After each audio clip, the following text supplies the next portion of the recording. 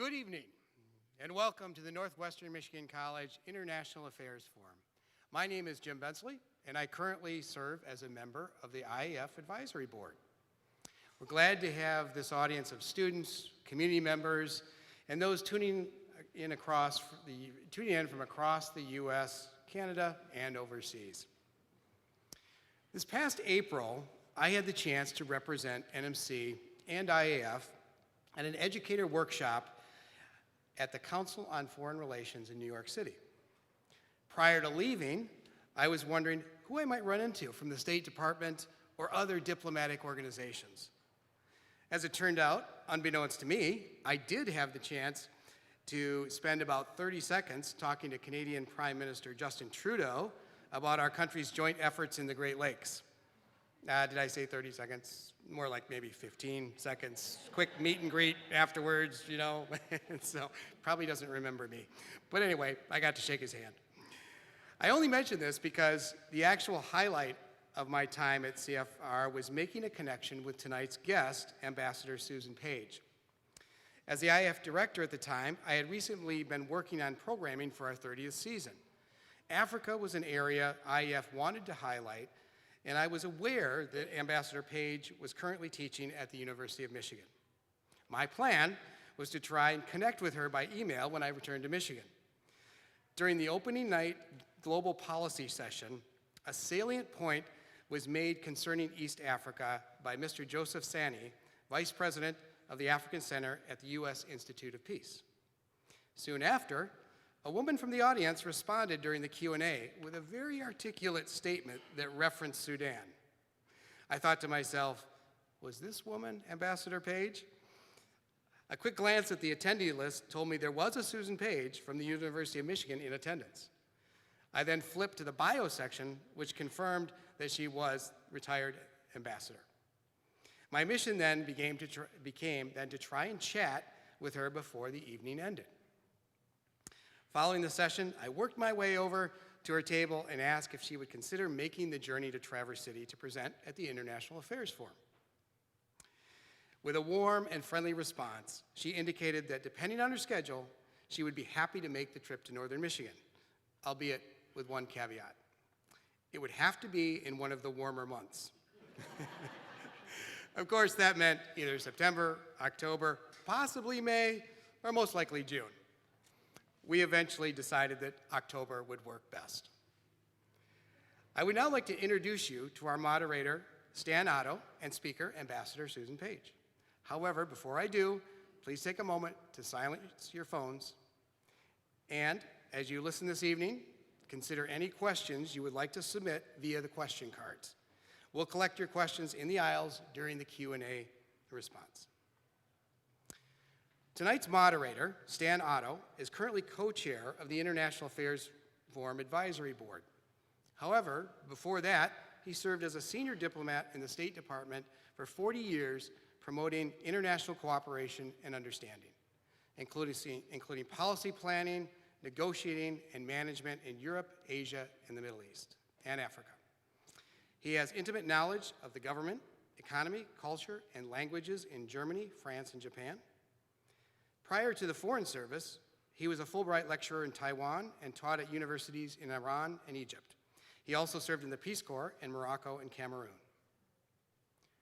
Ambassador Susan Page is currently director of the Weiser Diplomacy Center and professor of practice in international diplomacy at the Gerald R. Ford School of Public Policy at the University of Michigan, as well as a professor from practice at the University of Michigan Law School.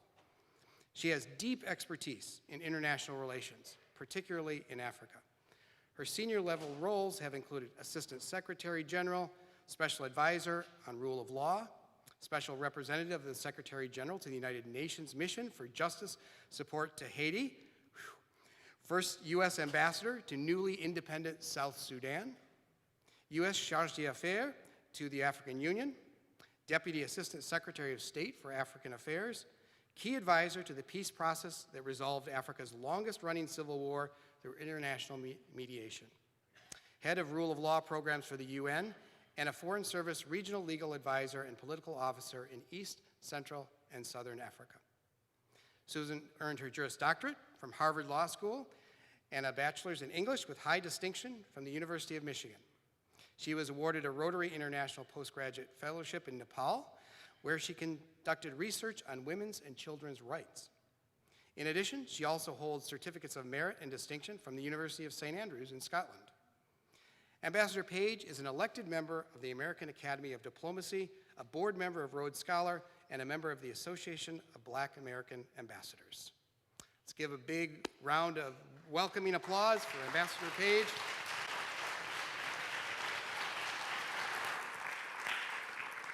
Thank you so much, everyone. It's really great to be here with you tonight. I'm always scared that I'm going to trip on the cords, and at least I didn't do that tonight, so hopefully we'll continue on that. I want to thank especially the International Affairs Forum of Traverse City, and particularly Jim Bensley, Stan Otto, and Alex Tank for giving me this opportunity to be with you all tonight in this beautiful setting. I have to say that driving from Ann Arbor today, it rained almost the entire time. Poured. I mean, there were a couple of times where I thought I should pull over, but there was actually nowhere to pull over. So I just kept going. But then it cleared up for about the last 60 miles of the drive, and I thought, clearly Traverse City wanted to show me the light of the fall colors and the lakes without the downpours of rain that I faced most of the drive from Ann Arbor. So again, thank you so much for being here tonight and for inviting me. So when we started talking about what to talk about Africa, obviously huge continent, lots and lots of things to talk about, but I thought I would just highlight a few of the challenges and opportunities to the US's current approach, in particular to both terrorism and coups, particularly in West and Central Africa. Since 9/11, 4 successive presidential administrations have carried on the war on terror, now a permanent part of US foreign policy. But as time has gone on, it has become unclear who exactly the US is fighting in many locations within this framework, or even what the long-term strategy is. There is really no clear articulation of the policy or stance on this issue. In addition, a renewed frame of great power competition that we've all heard is now clouding the issue and how to confront the threat of terrorism within each particular context. So first, let me just say that there seems to be very little understanding of the context in which different extremist groups arise. And in the US's great desire to put things in only a binary context, we fail to understand the differences between groups, conflating all of them into one, despite groups operating very distinctly. So when we think of, for instance, Boko Haram split into 2 different groups and have very different actions, operating modes, and activities. But the US and the media continue to cast it as Boko Haram, as if that is everything. Secondly, we have designated 70 groups as foreign terrorist organizations, including most of these, but that's all over the world, 70 groups. And when we designate a foreign organization as a foreign terrorist organization, it limits our possibilities and what we can do with those groups. I remember when President Biden made his first policy speech to the State Department, his first one at the State Department, talking about foreign policy, when he said, "Diplomacy is back, multilateralism is back." But our approach has continued to be very highly militarized. So in most of these countries where terrorist organizations operate, or however we want to define them, maybe not necessarily as terrorist organizations, but extremist groups, the security sector assistance is what we tend to look into. So we foster intelligence sharing, military exercises, military education and training, sometimes transfer of weapons, sometimes non-lethal weapons. We also put a lot of stock into countering financing for violent extremism, which is good, and strengthening rule of law institutions. But we have to do more than work with foreign militaries, training and/or equipping them, and do more to support foreign governments as these foreign governments themselves address grievances, the actual root causes of the violence. So some of the things that we could do are investment and fostering economic opportunity, truly shoring up civil society actors, fostering good governance, including calling out sham electoral practices, finding new development and assistance models, enhance governments' abilities to deliver basic services.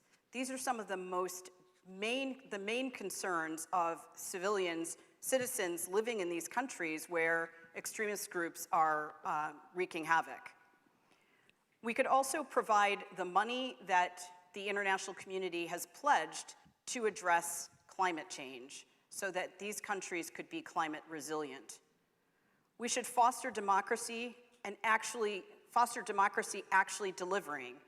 In study after study, Afrobarometer and other measures of democracy building, citizens claim that they want democracy, but they want a democracy that delivers. They want security, they want economic progress, and they want social development. And finally, we need to stop the taking of African natural wealth and natural resources so that these countries have the means of developing in their own way and so that they get the benefit off of the natural resources that they actually have in country. So I wanted to tickle your brains with these issues.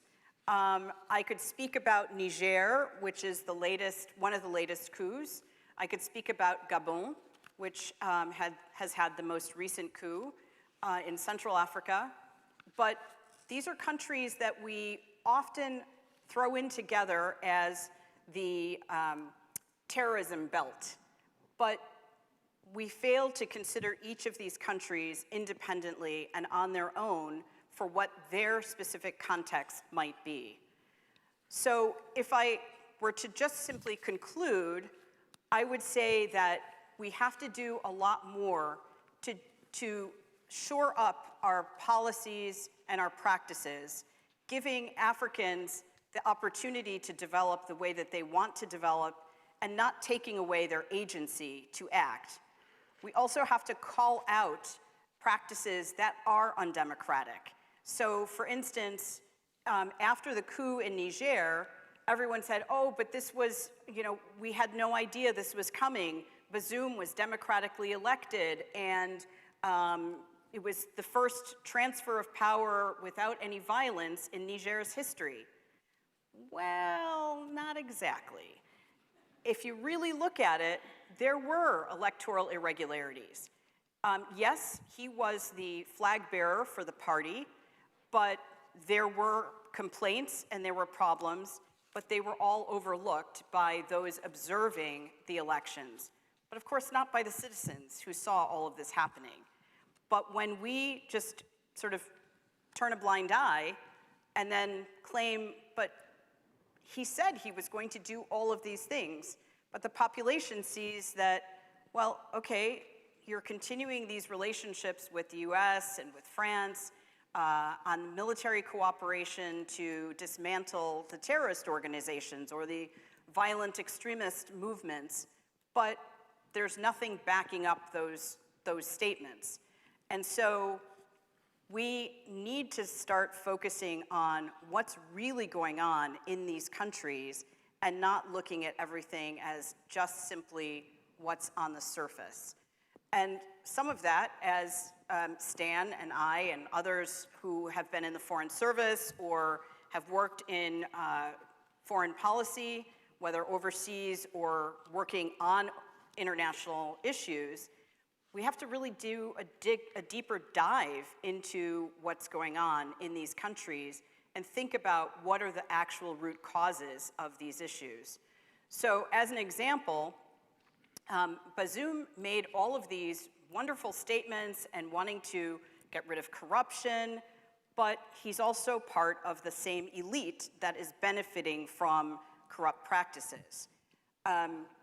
When we look at the military cooperation, the US really wants to keep those bases in Niger.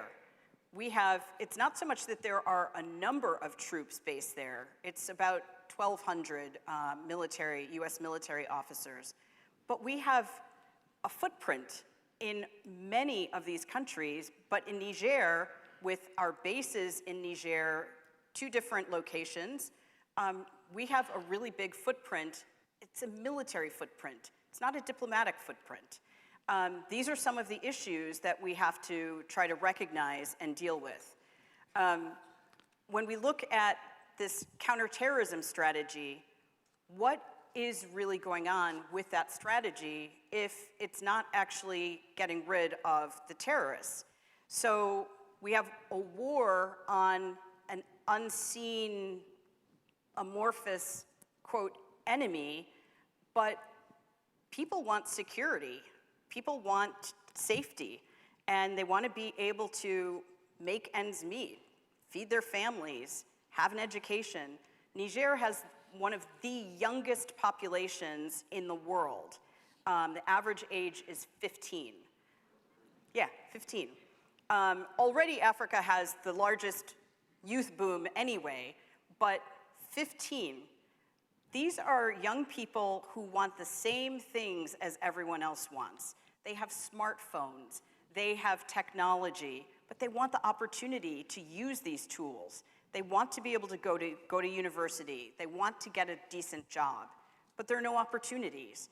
And if a Boko Haram, if a terrorist group or extremist group is offering them something, they're offering them something more than what they have right now. What are those things? We're only offering, seemingly, a military solution, and that's only part of the problem. Or part of the, maybe not solution, because I had this conversation earlier that there are no solutions, but there are different ways that we can behave and act. So when we think about these coups, and even the most recent one in Gabon, this talk of we want to reestablish the constitutional order. Well, what constitutional order are we actually trying to reestablish? So if we don't admit that Bazoum was, yes, elected, but there were problems, and it wasn't a widespread check, everything was fantastic. When we look at the ruling family in Gabon for years and years and years, which basically we said nothing about, so now they've had a coup. Did you notice that it was a very different reaction to the coup in Niger?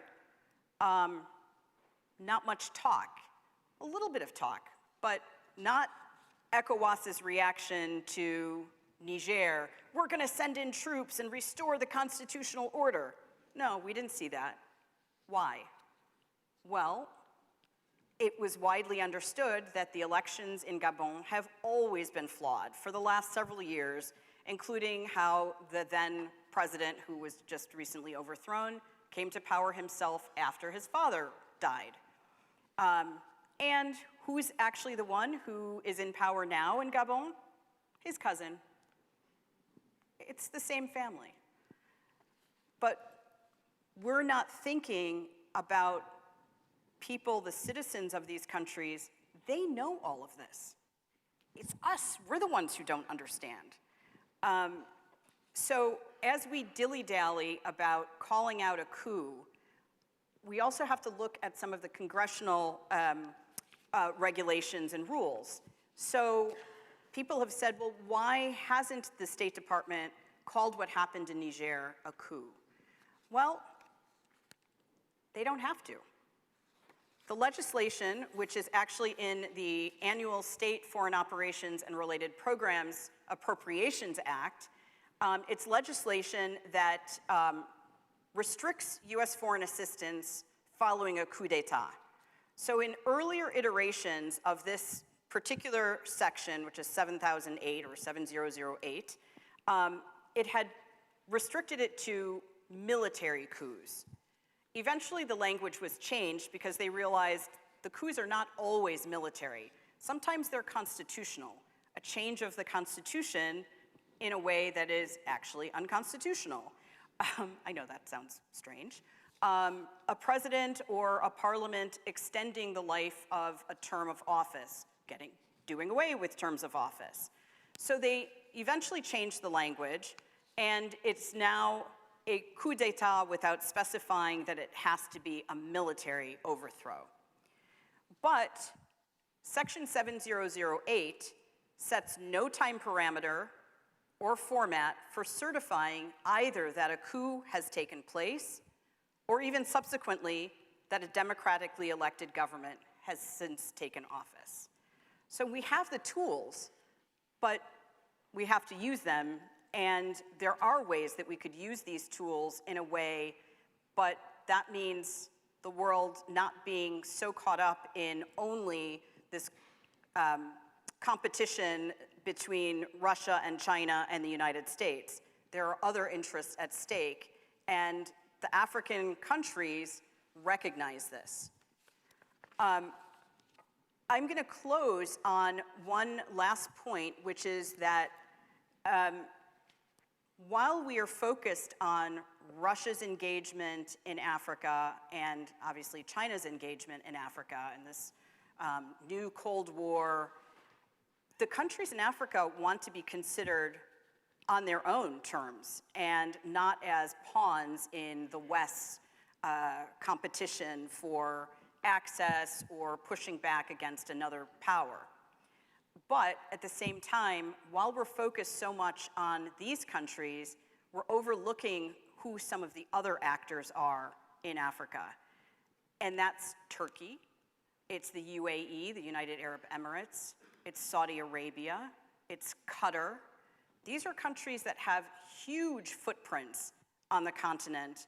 And while we are simply focusing on 2 countries, the others are steadily making their way across the continent and taking what they need to take, making military partnerships, and also making deals with sometimes corrupt leaders, sometimes not, who are in the game for whatever it can benefit them, that also benefits whoever the other party is.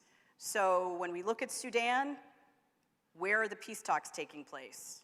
However much of an effort we can claim that peace talks are, they're taking place in Jeddah, in Saudi Arabia. What has most recently occurred? Saudi Arabia and the US are on the brink of negotiating or finalizing a deal on a pact, a military pact. That's a big deal. But what have we seen? What we saw at the beginning of Biden's presidency, he was going to have absolutely no dealings with MBS, the Crown Prince. And so instead of shaking hands, which would have been a big deal, fist bump, which of course went viral.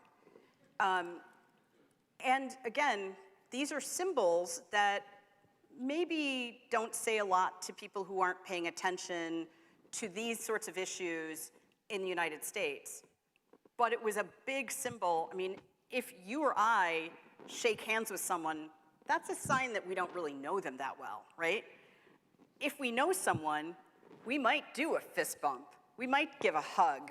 Those are ways that say, you know, in French we'd say, tu es mon pote, you know, you're my buddy. That's the message that he was sending. So in the same vein, what is Saudi Arabia doing? What is UAE doing in Libya? They are supporting Haftar, another leader of an opposition who is not recognized by the international community. Maybe he should be, maybe not, but that's not the current policy. But that's who the UAE is supporting. And at the same time, the UAE is holding a lot of the gold that the Rapid Support Forces commander, Hemedti, in Sudan, has done his deals with. So he's making a lot of money. But we've just sanctioned Hemedti and some of his companies. but that means that we are leaning towards supporting Burhan and the military. Yes, he's part of the government's military, but he and Hemeti together made a coup against the civilian, quasi-civilian government. So when we think about these things, they're not islands, they're not isolated, and we would do well to have a more robust policy that looks not only at the current state, but looks at what do we say our values are, and are we actually living up to those values and putting our money and our efforts where our mouth is. So I'll close with that. Thank you.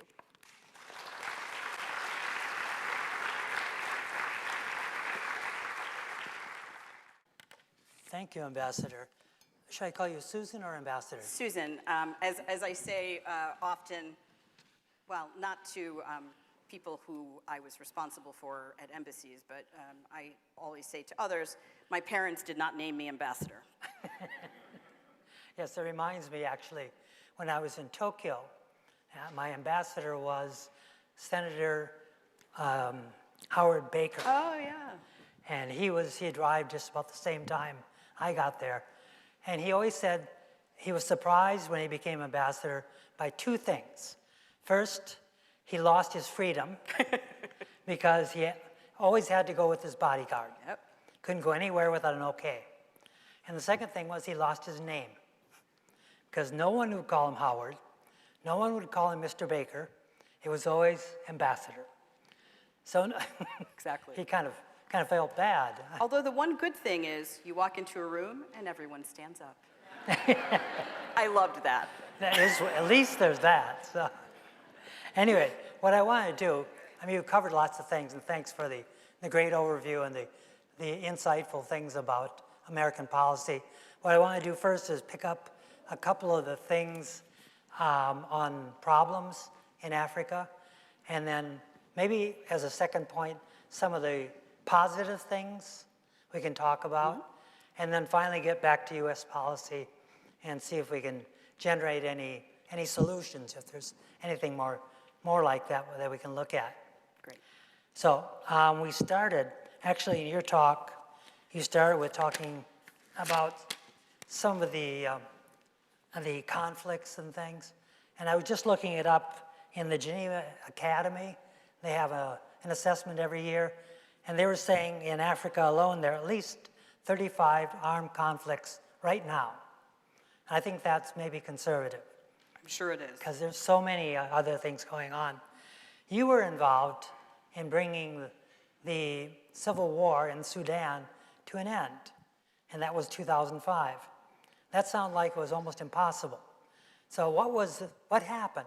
What was the secret, and what were the magic things you did that actually brought the two people together and made them sign on the bottom line?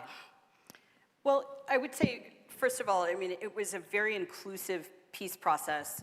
There are always big debates about inclusivity.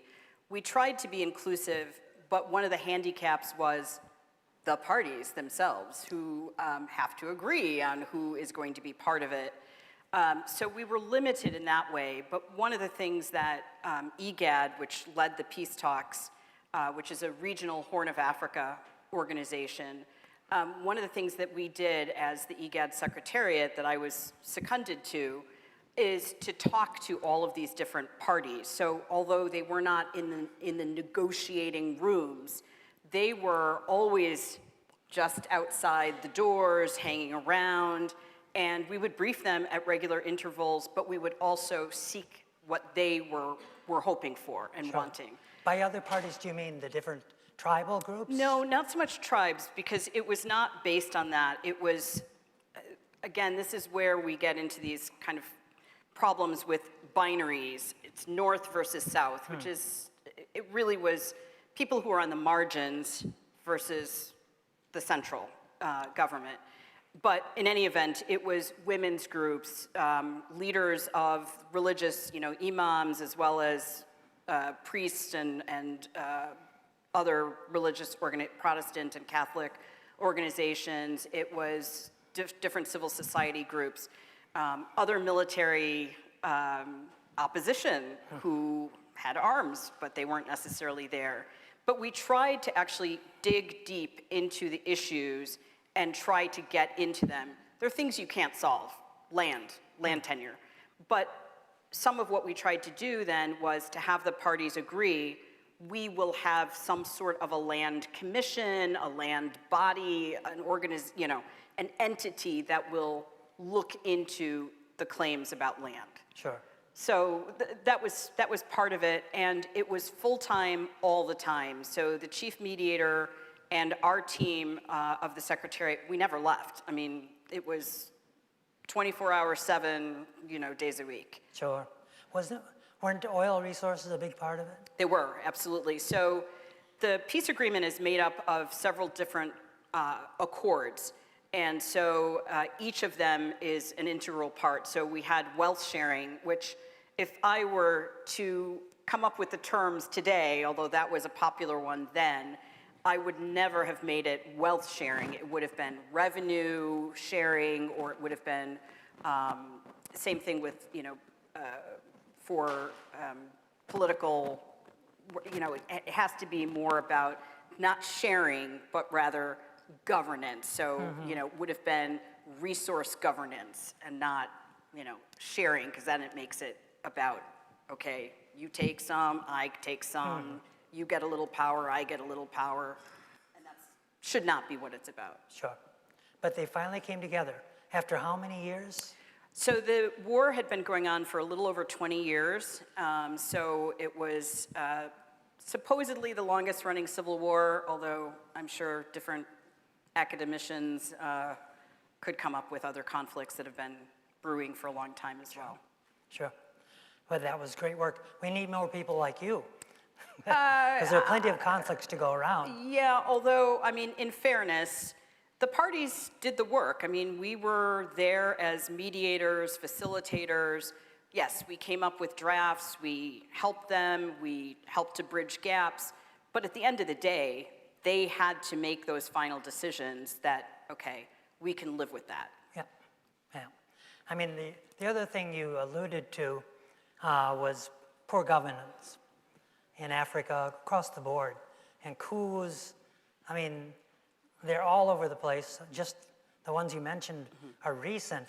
But I remember when I came in the Peace Corps in Morocco, the first 2 years we had a coup each year.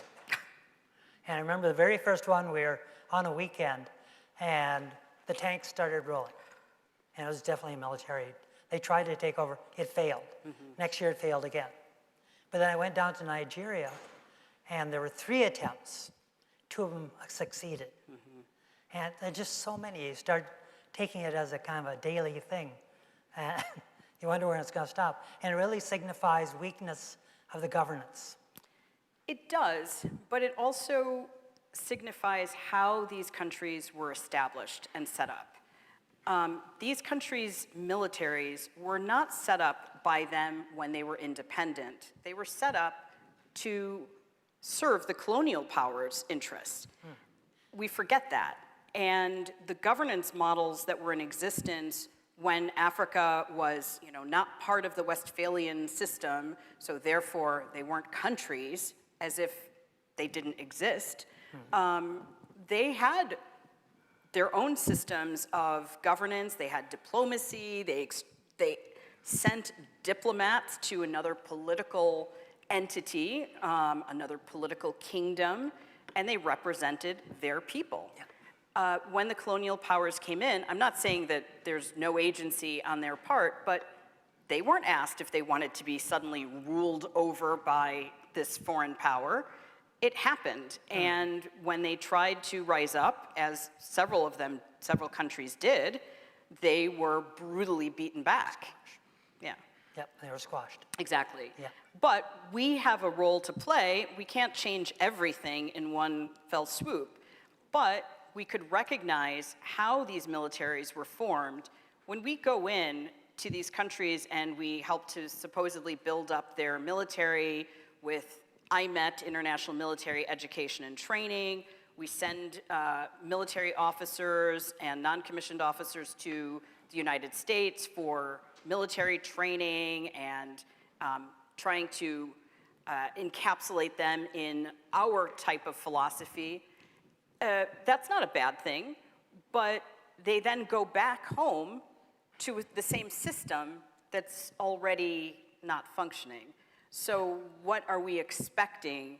And in the case of Niger, the coup leaders all had fantastic ties with our military, well known. Yeah. I mean, they are well known to our military. Sure. But what do we do as soon as, I mean, even in many of these countries, after a transition, we send AFRICOM. We say that it's a civil military team, but it's AFRICOM. It's the command, the military command for Africa that is coming into country. That says it all. Yeah. In Niger, probably many of those people were actually trained in the U.S. Yes, that's what I'm saying. Yeah, they were. That's why they know each other so well. Right. Yeah. I mean, it's interesting to see that kind of structure. But if we think about even in different parts of the world, Saddam Hussein, we loved him, trained in the U.S. And we could go on, lots and lots of leaders around the world. So they got some of the best training, but it's not the same thing as then being able to, one, integrate it back into their own system, for one thing, but also there are other structural issues that are problems that underlie the reasons that these countries are going through coups. Yeah. I mean, I read up on the Foreign Policy Research Institute, and they estimate of the 54 African countries, 16 are absolute autocracies, and another 15 are really non-functional democracies. So it gives you, that's the majority. Right. But so then again, you know, we are in our own moment of, yeah, exactly. Who are we to talk? But right. And that's one of the things that I tried to do as a diplomat was when people would push back and say, you know, who are you, the United States, to, I mean, you don't have to be an ambassador to do this at whatever level. When you're speaking to the population, whether they're ordinary people or government officials. And I would say, yes, we do have real problems. We have police violence, we have, you know, illegal arrests, we have people clamping down on free speech, free press, free assembly, but we are trying to make it a more perfect union. That doesn't mean it's successful at all times, but we don't insist on those same things when we're in foreign countries, that they abide by the laws that they've signed up to, because we don't even hold them accountable. So, for instance, if we are saying that we are against these violent extremist groups, but then we don't call out a change of power unconstitutionally by the son of Idris Deby in Chad, because, oh, Chad is a linchpin of our policy, our anti-terrorism policy, so we're not going to say anything. What? Yeah. And then we do the same thing in, you know, Burkina Faso or Mali. But eventually, you know, I mean, countries aren't, they recognize that, okay, so now it's Niger, now you suddenly decide to speak up when Niger is providing, well, I should say, France takes 40% of Niger's uranium, 40%.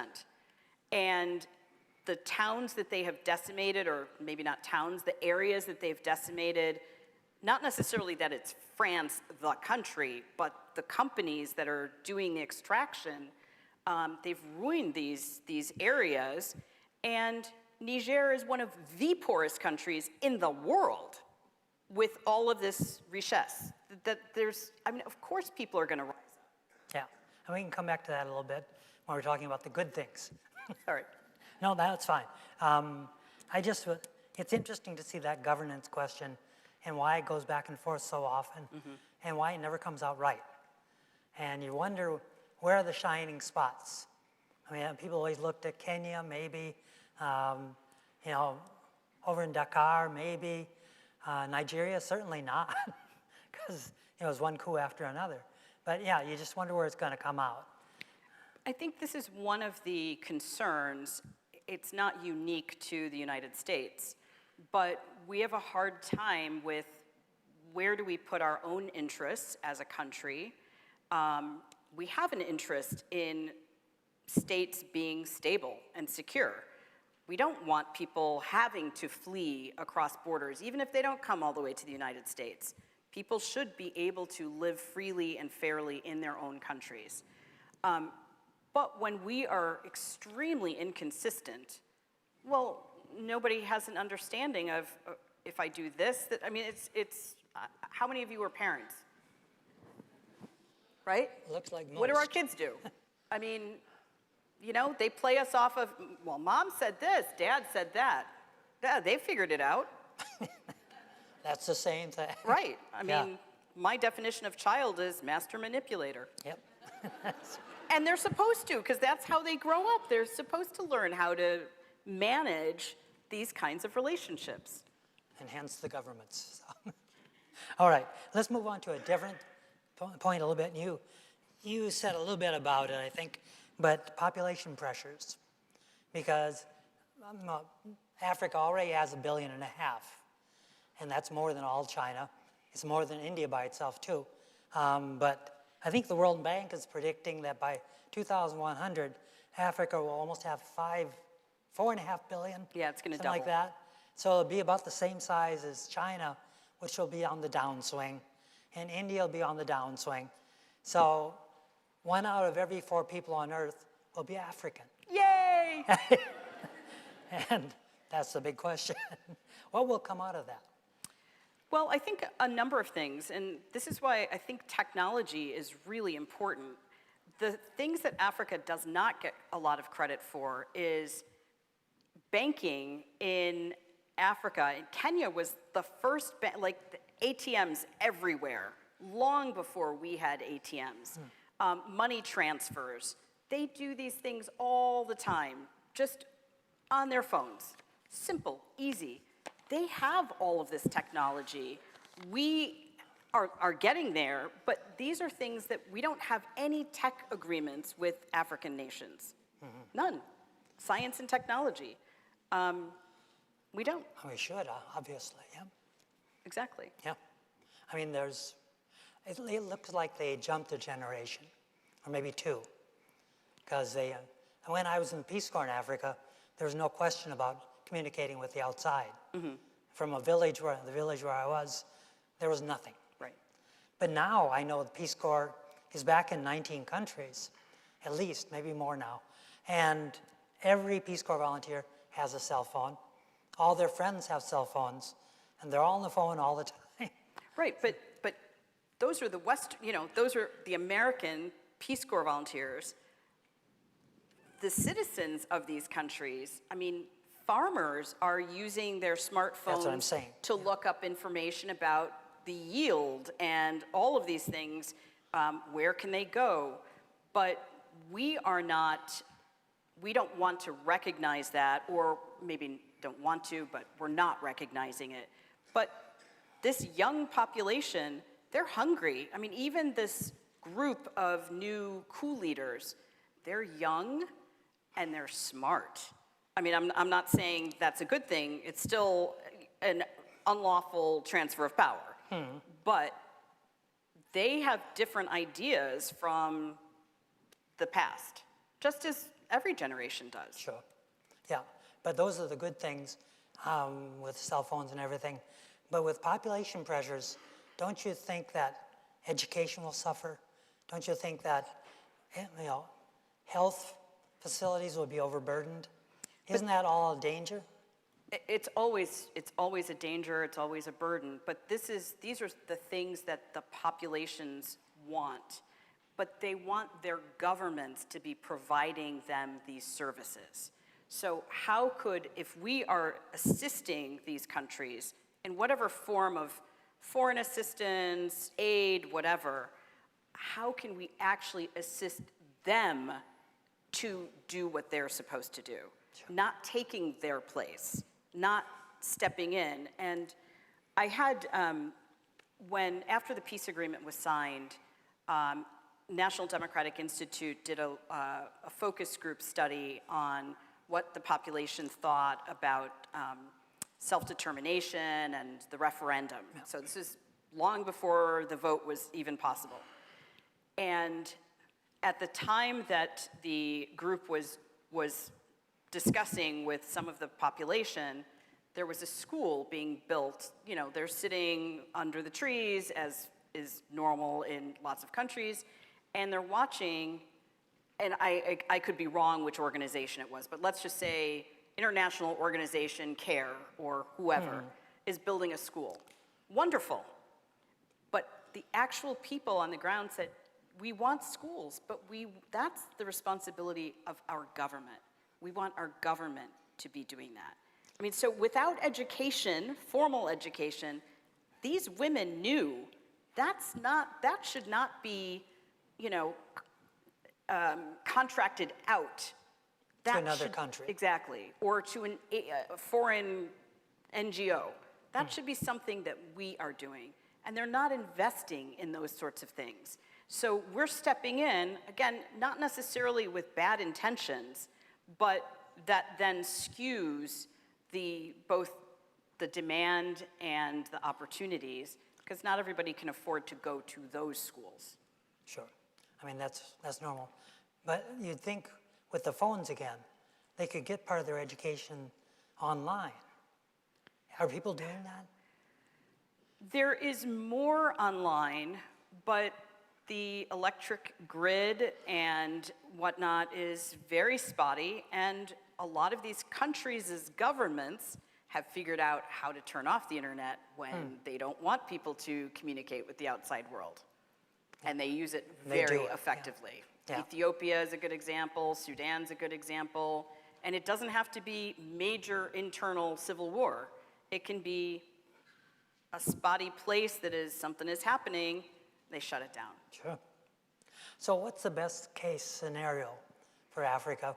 We're talking 2100. They have 4.5 billion people.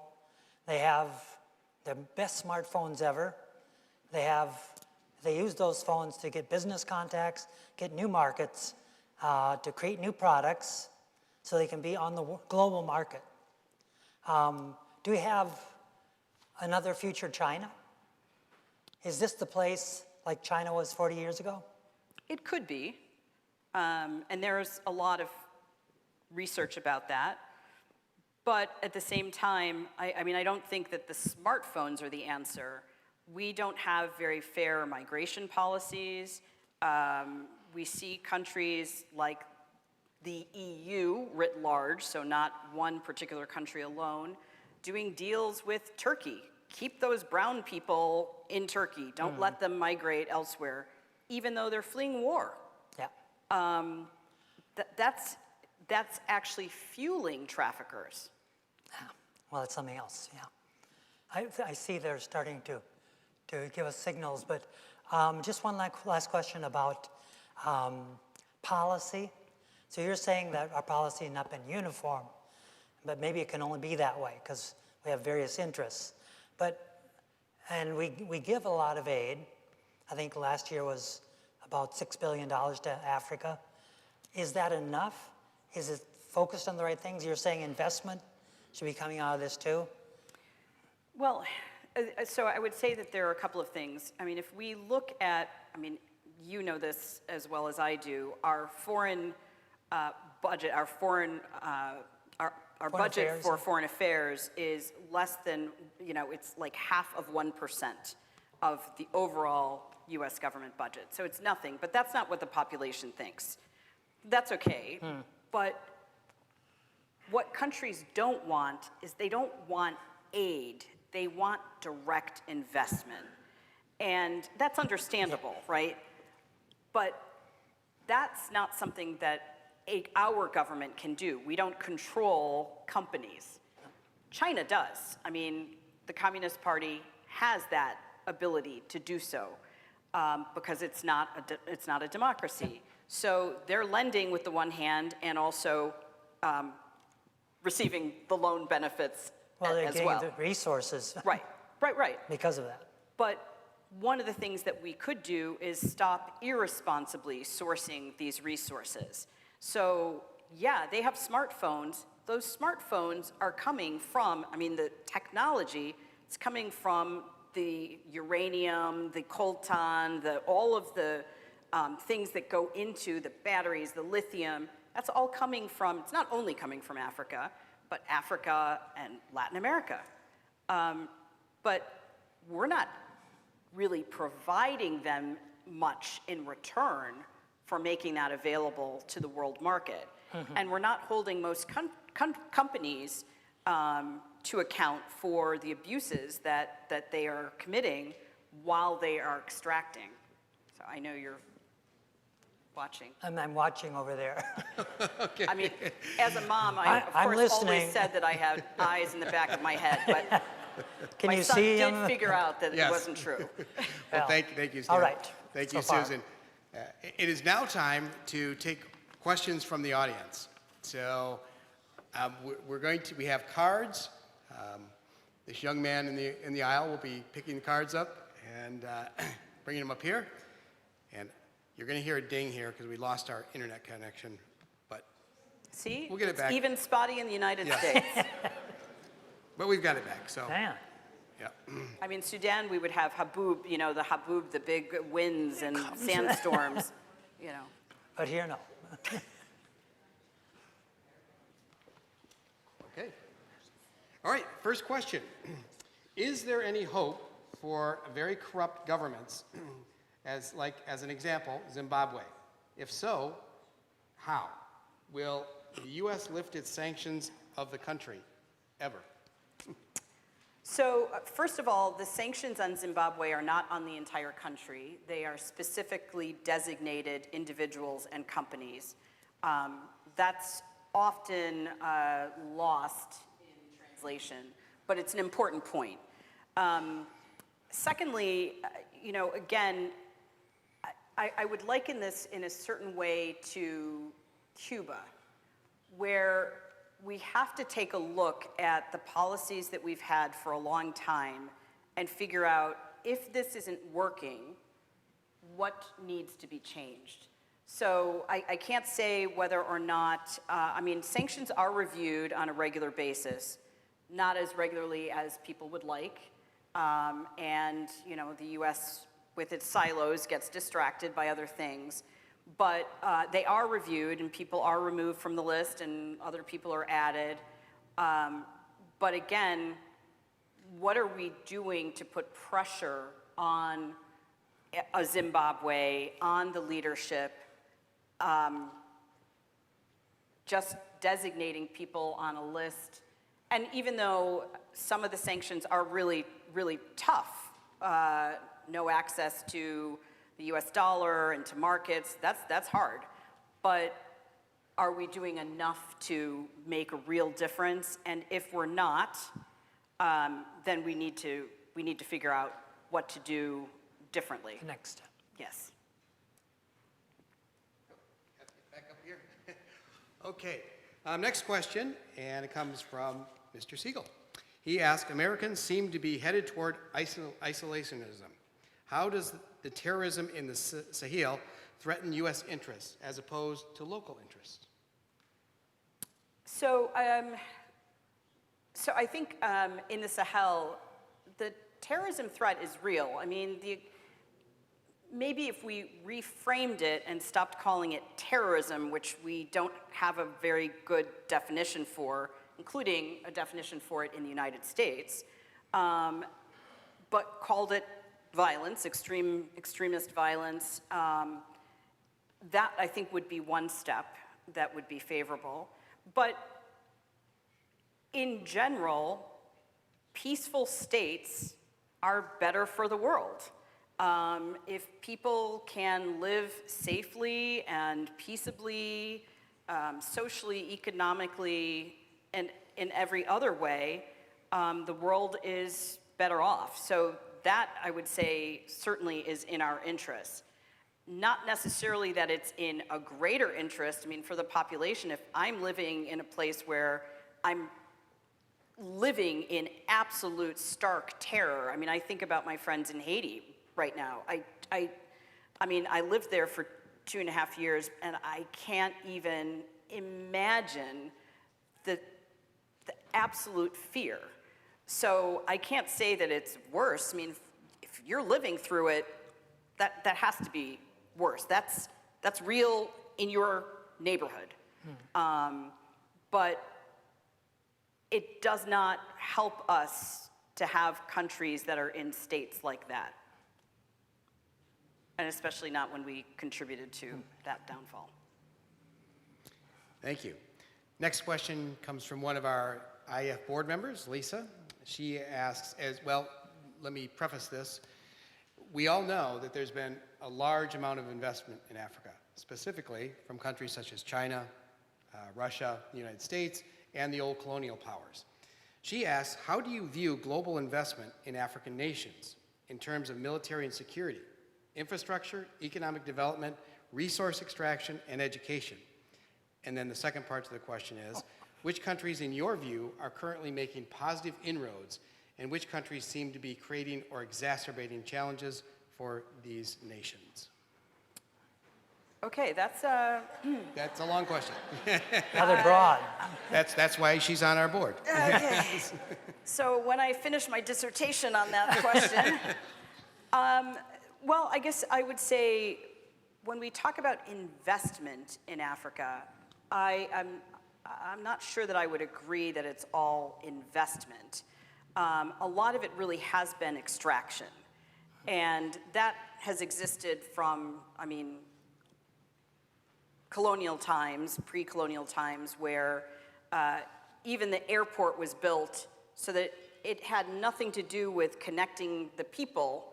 It was all about, this is the closest spot to wherever the extractive thing was, that we can get it out and fly it back to the West, whether it's Europe, the US, et cetera.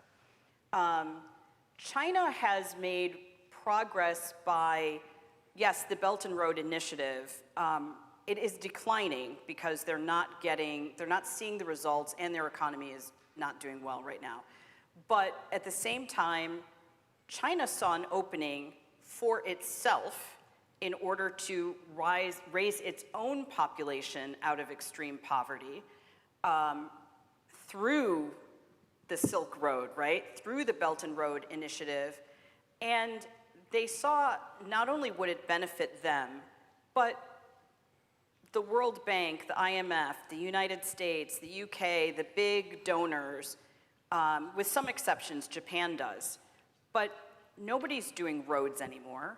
No one's doing bridges. Like I said, Japan still is through their JICA, their international cooperation. But by and large, all of the big banks are out of that business. I remember my first assignment as a regional legal advisor for USAID. I was covering Zimbabwe, Zambia, Southern Africa, and East Africa. And we had a railway expert, we had a road expert, and then, whatever we think about whether that was the right or wrong way, but Jesse Helms decided this was just pouring money down a pit. People don't remember those things, but so we've had to go the way of contractors, and that's how you get around having a full-time employee position. But that means that we're not as invested in their success either. And so we've allowed some of, it's not that it should be our domain, but countries are hungry for, they want development. They don't want just money. They want roads to be connected to the hospital, to be connected to the people, to, all the things that the West took from them to build our industrial revolution and left them behind because they had to leave their farms to go work on the plantations that the colonial power insisted on. So, I think that there are real possibilities and that could be changed, but there has to be a lot more talk. There has to be a lot more people have to step up, including people within those countries and the leadership, which, if you're profiting, you have no interest in making a change. And there is an elite in these countries just like there is in the West, just like there is here. If 1% of, you know, the United States or the global north or west is reaping all the benefits, it's all of us, the rest of us, that we don't have that same power or say. So I think that with civil society organizations, governments and organizations holding other governments to account. So all this money has been pledged for resiliency on climate change. And a lot of the African states, when Secretary Kerry, now Special Envoy Kerry, went to Africa and said, well, you know, we recognize that African states did not contribute the bulk of the problem, the energy, et cetera, but we all have to pay our fair share. They were like, no. No. I mean, say that to somebody else. You all pledged all this money. You know what you've been doing. So, but it's holding their feet to the fire. So one positive thing is, there are other negatives, but one positive thing is Kenyan President Ruto held a first ever climate summit in Nairobi last month. Bravo. He engaged youth, actually did a webinar with youth involved in climate change. So there may be all kinds of other issues, but this is a really big issue. If you look at Barbados, the Prime Minister of Barbados, she is like amazing talking about climate change and really staying on people. Those are the kinds of people we need to be speaking out and then rallying with the civil society organizations in these countries to hold people to the fire. Sorry, this is a long answer, but even the Secretary General, in his climate summit last month during UNGA, he refused to allow to speak those governments that were not making progress on climate change in line with their commitments. That's the first time I've ever seen that. So John Kerry didn't get to speak. Yeah. So we have time for, unfortunately, just time for one more question. And I think this is a good one, but being a diplomat, I kind of feel I know how you're going to answer this. The question is, if you were running the State Department and had the president's full backing as well as congressional support, how would you change or tweak U.S. policy towards Africa? Oh, God. Take it away. I read this article several months ago that really piqued my interest, and it was about having an ethical checklist for foreign policy. And it was written by one former diplomat with whom I worked, and another person who's from a think tank. And I thought that was really great, that it's not enough to have the smart foreign policy, nerds in the room, but it's having an actual checklist that the rest of us do in our daily lives to make sure that we're also seeing the things that, in the moment, in the emergency, we get distracted by all of this other stuff. And then we don't go back and remember, well, but what's our strategic objective? What are our goals? And what are our values? I think that would be the way to go. Great. Well, thank you.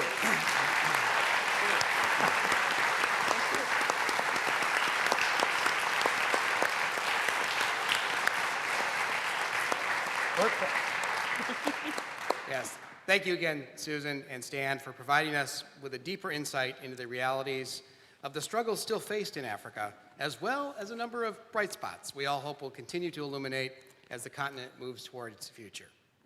Thank you to all the students who joined us this evening, and to members and future members who we hope will attend our next program on November 9th with Dr. Keva Madani, environmental scientist and professor at Imperial College London, highlighting the issue of water scarcity, transboundary water policy in the Mideast, and ramifications for the rest of the world. Remember, IAF thrives thanks to the crucial support of our members. Now is the time to explore membership options, including an online option for those connecting from outside the region.